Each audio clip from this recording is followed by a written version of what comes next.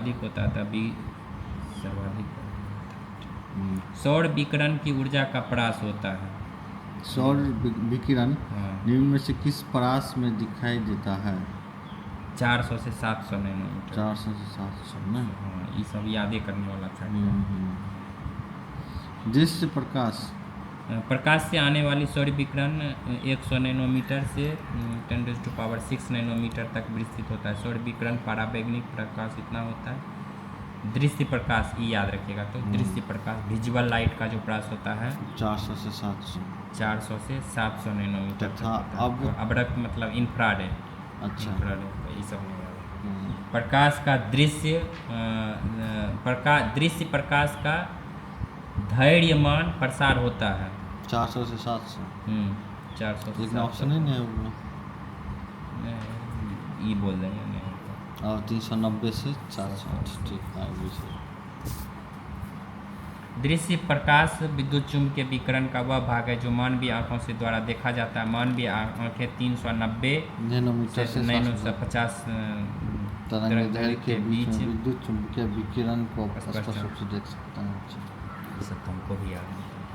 मानव आँख दृश्य प्रकाश के जिस तरंगदैर्घ्य के लिए सर्वाधिक सुग्राही होता है वह है कितना है? बी है 5500 एंगस्ट्रम से 5500 एंगस्ट्रम मतलब 5500 नैनोमीटर तक।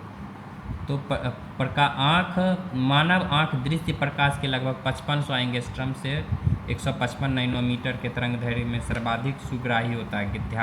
ज्ञातव्य रहे कि दृश्य प्रकाश तरंगदैर्घ्य का मतलब सुग्राही मतलब देखने के लिए अनुकूल परिस्थिति, तो इसी इतना ही वेवलेंथ को ग्रहण कर सकता है। 400 से 700 नैनोमीटर तक होती है। मानव नेत्र दृश्य प्रकाश के मध्यम तरंगों वाली किरणों से विशेषकर पीले हरे रंग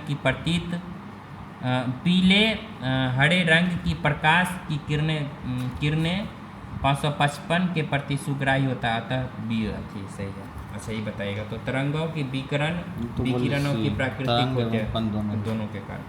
प्रकाश की दोहरी प्राकृतिक प्रदर्शित करता है, कभी कभी कण कभी कभी तरंग के समान। प्रकाश के कुछ गुणों जैसे व्यतिकरण, विवर्तन, ध्रुवन आदि की व्याख्या तरंग मान कर की जाती है। ये तो लिखबे किए थे। हाँ सब लिखो। Refraction of light, refraction, street light तरंग का, लेकिन ये गलत दिया हमको ऐसा लगता है। नहीं तरंगे में नहीं आता है वेवलेंथ।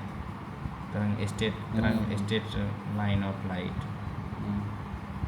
ठीक तो यहाँ लिखे हुए हैं, लगा था कि क्वेश्चन ही फंसेगा। स्टेट लाइन ऑफ लाइट उसी से चलता है। तो प्रकाश का जो तरंग एवं कण दोनों के समान होता है विकिरण, जबकि कुछ अन्य गुण जैसे प्रकाश का विद्युत प्रभाव, कैम्पटन प्रभाव आदि की व्याख्या यह मानकर की जाती है कि प्रकाश ऊर्जा के छोटे छोटे पैकेटों से मिलकर बना होता है। प्रकाश सीधी रेखा में चलते प्रतीत होता है क्योंकि प्रकाश का तरंग दैर्घ्य बहुत छोटा होता है।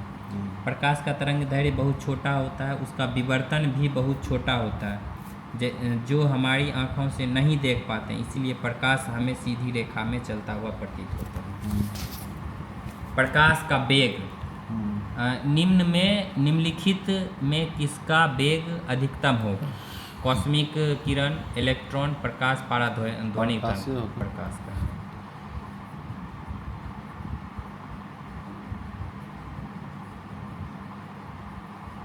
अच्छा ध्वनि के लिए एगो चीज़ याद रखिएगा। ध्वनि जब भी मतलब गमन करेगा तो उसके लिए कुछ मीडियम चाहिए।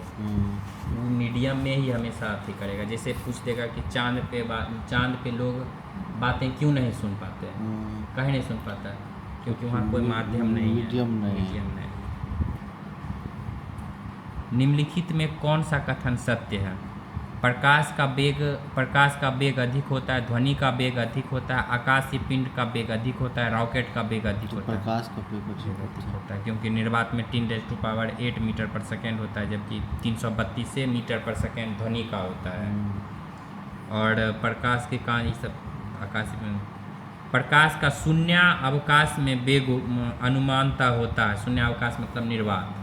3 to 10 power 8। मीटर में दिया हुआ है। अच्छा हाँ, मीटर पर सेकंड, ये बी होगा, ठीक है। प्रकाश की गति है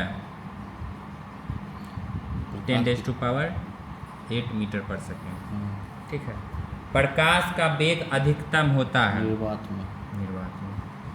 अच्छा, ये अगर निर्वात नहीं दिया रहता, हाइड्रोजन दिया रहता, हाइड्रोजन, हाँ दूसरे नंबर पर मान के चलिए हाइड्रोजन दिया रहता, तो हाइड्रोजन। अच्छा, जैसे मान के चलिए हम एक और आपसे क्वेश्चन करते हैं। जैसे पूछ देंगे कि प्रकाश का वेग सबसे अधिक होगा ऑक्सीजन, नाइट्रोजन, हाइड्रोजन और कुछ दे देते हैं, यहाँ कोई गैस दे देते हैं, आर्गन। तो किस में ज़्यादा होगा? हाइड्रोजन में हमेशा, क्योंकि वो सबसे ज़्यादा हल्का है, उसका एटॉमिक नंबर भी 1 है, सबसे ज़्यादा हल्का है, उसका डेंसिटी ही कुछ नहीं है ना, तो सबसे ज़्यादा वो है उसी में, ठीक है। हाइड्रोजन में देखिए उतना ही, देखिए कितना कम है, हाँ बस थोड़ा सा कम। प्रकाश की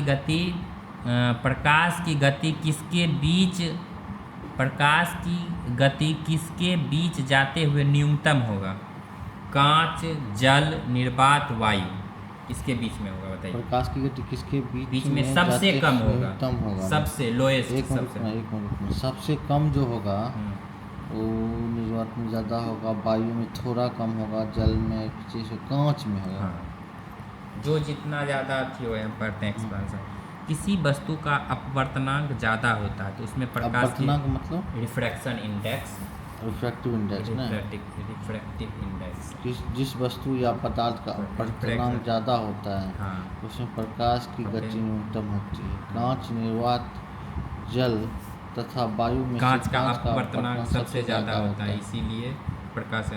अच्छा, प्रकाश, सूर्य के प्रकाश को धरती की सतह पर पहुंचने में लगने वाला समय लगभग होता है कितना? 8 मिनट। 8 मिनट इसके आसपास होता है, हाँ, 599।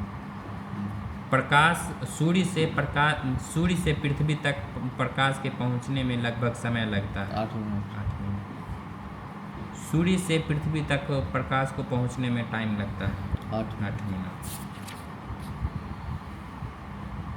ये तो अभी होइबे नहीं किया, छोड़ देते हैं।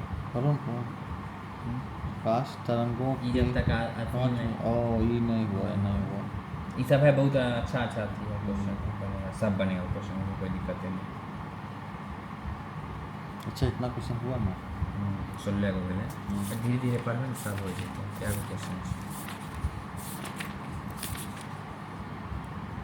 क्वेश्चन तो इसमें कम में है, 135 से 138 से है, क्या हो गया? 138 का एक्सप्लेनेशन दिया हुआ है, सब चीज़ दिया हुआ है। बंद कर दें कैमरा, देखो कहीं वीडियो बन। हाँ।